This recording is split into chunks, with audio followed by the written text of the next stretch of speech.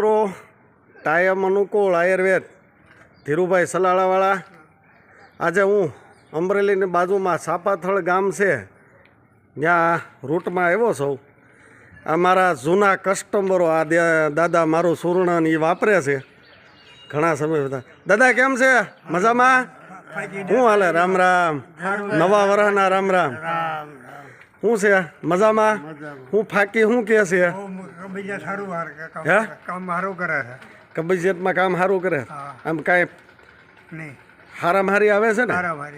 આમ તરત gas acidity મટી જાય. ગરમ પાણીમાં લઈએ એટલે બહુ મેળ આવે. ગરમ પાણીમાં લેવાની. હા, ફાયદો થઈ જાય છે ને? ગરમ પાણીમાં ફાયદો થાય.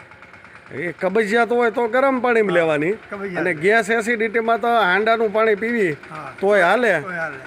હું તો પાણી ઊનું કરાવું સાહેબ.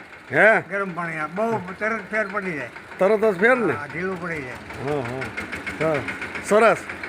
તમે દાદા ઠંડા પાણીમાં જ પીવો છો ને? તમને ગેસની તકલીફ છે?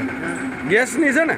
આ ગેસવાળાને ગરમ પાણી પીવાની જરૂર નહીં, એને આ પાણીથી નહીં ફાયદો થઈ જાય. રાહત છે ને? કેટલા વર્ષથી પીવો છો? 5 વર્ષ. હા. અને આ વિડીયો હું યુટ્યુબમાં મેલું તો કાંઈ વાંધો નહીં ને? હા ના, આમ કોઈ ઓલું ન થાય ને એમ. આ તો સાપાથળના દાદા છે, 5 વર્ષ મારું સુરણે જો આવડું આ વાપરે છે. આ દાદાને આપ્યું. દાદા કેદુના વાટે હતા, દિવાળીનું વેકેશનમાં રજા હતી તો હમણાં આવવાનું નહોતું. હાલો દાદા. દાદા તમારું નામ કહેજો. કાળુભાઈ પોપટભાઈ કોચિયા, સાપાથળ. તમારું દાદા નામ?